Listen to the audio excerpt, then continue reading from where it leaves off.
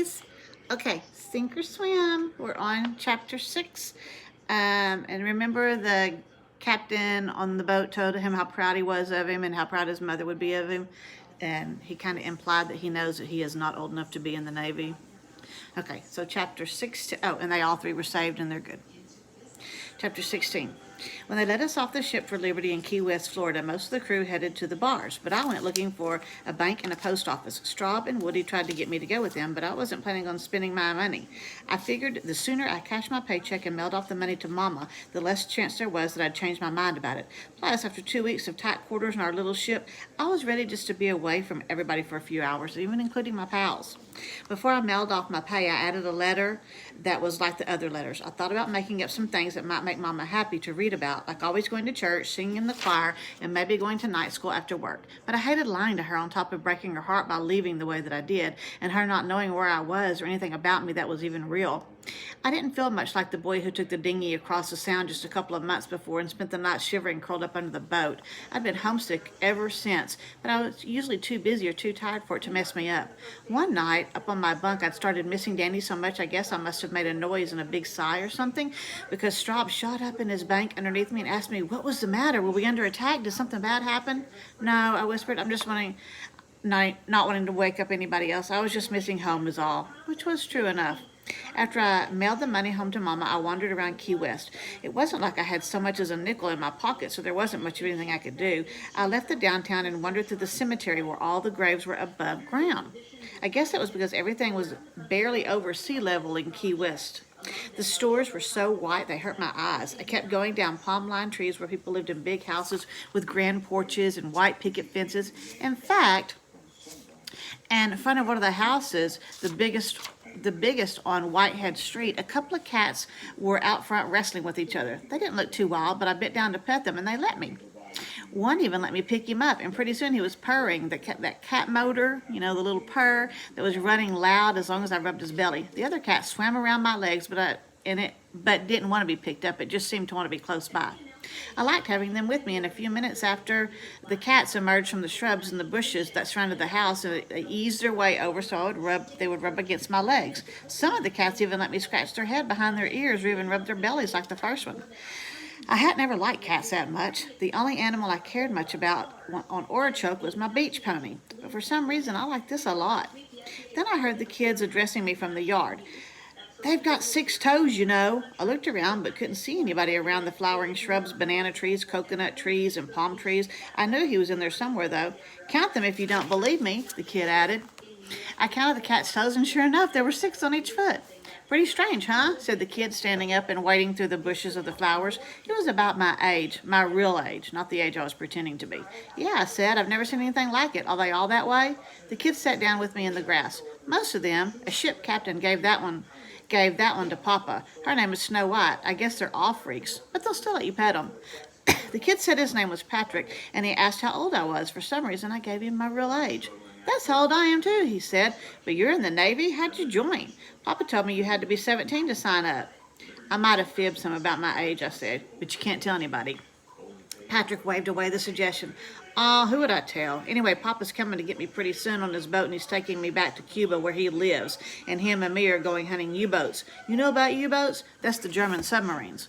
I had to laugh. Did I know about U-boats? They were all I'd been thinking about for the past 3 months. "So you and your dad are going to go after the U-boats in, what, a fishing boat or something?" "A deep-sea fishing boat," Patrick said. "Papa says we'll radio the Navy when we spot one, and they'll come over from the base they have in Cuba and blow it up. Plus, Papa has rifles." "A rifle isn't going to do you any good against a submarine," I said. "Do you know who my papa is?" Patrick asked, as if that was an answer. I shook my head. "No, how would I?"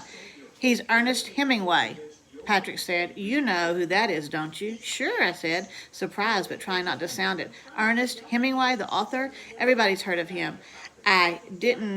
I didn't mention that I'd ever read any of Ernest Hemingway's books. "He used to live here in Key West with us, but he doesn't anymore," Patrick said, looking kind of sad. "He's married to somebody else." I didn't know what to say about that, so I just kept petting little Snow White. "Hey, you want to go swimming in our pool?" Patrick asked. I'd never been with anybody who had their own swimming pool before. The only pools I'd ever seen, in fact, were the giant ones at the Great Lakes and in Miami, where the training sitters. There sure weren't any on Orechoke Island. I followed Patrick through the jungle of the yard, the cats still swarming around us the whole time, to the back of the big house, where there was a huge rectangular pool filled with blue water. "There's some extra trunks in the house," Patrick said. "I'll get you some. Come on." A few minutes later, I was out of my navy whites and into a pair of swimming trunks that I had to cinch around my waist with a piece of string to keep them from falling down. And then off we went to the pool, which turned out to be salt water because there was no fresh water in Key West, except for the rainwater they caught in the cisterns, as Patrick helpfully explained to me. "Let's do depth charges," he ordered. "Depth charges?" I repeated. "Yeah, where they shoot off the tips and blow up the U-boats." I told him I knew what depth charges were and that we had them in our patrol craft and fired them off with something called a K-gun. I was just wondering what he meant when he asked me to do depth charges. "Like cannonballs," Patrick said, and he ran toward the pool and jumped as high as he could and grabbed his knees, curling his head and shoulders forward just as he landed to make a giant splash. "Oh, right," I said, and I did it too. As soon as I came up, somebody else cannonballed into the Hemingway's pool, yelling, "Geronimo!" on the way down. It was a boy wearing what looked like a girl's swimming suit. Patrick rolled his eyes. "That's my brother. We call him Gigi. He likes to wear stuff like that. Don't ask me why."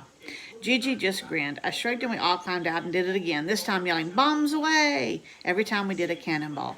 About half an hour later, a woman who I guess was their servant or their maid came out with a tray with 3 big glasses of lemonade and a plate of cookies. I didn't even wait to be invited. I drank all the lemonade in one giant gulp and would have eaten every single cookie if Patrick and Gigi hadn't jumped out of the pool and joined me and stuffed some in their mouths too. It was the funnest time I'd had since Danny got hurt, and even though our bellies were totally full from the lemonade and cookies, we didn't wait an hour before we went back into the water like we were supposed to. There were U-boats down in the bottom of that pool, and we were depth charges and we were going to sink them for good in no time to waste.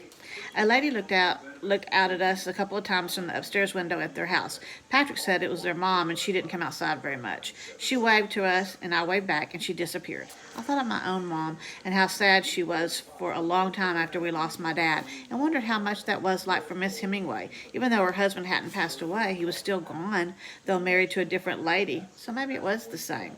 Patrick and Gigi and I played in their swimming pool pretty much the whole rest of the afternoon, interrupted every now and then by their servant coming out with more lemonade, and sometimes we climbed to chase the 6-toed cats around the yard. It was sure nice getting to be a kid again.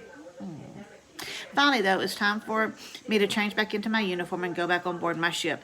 Little Gigi, still wearing his girl's swimsuit, gave me a look just before I left, one their father had written recently called "For Whom the Bell gave me a book.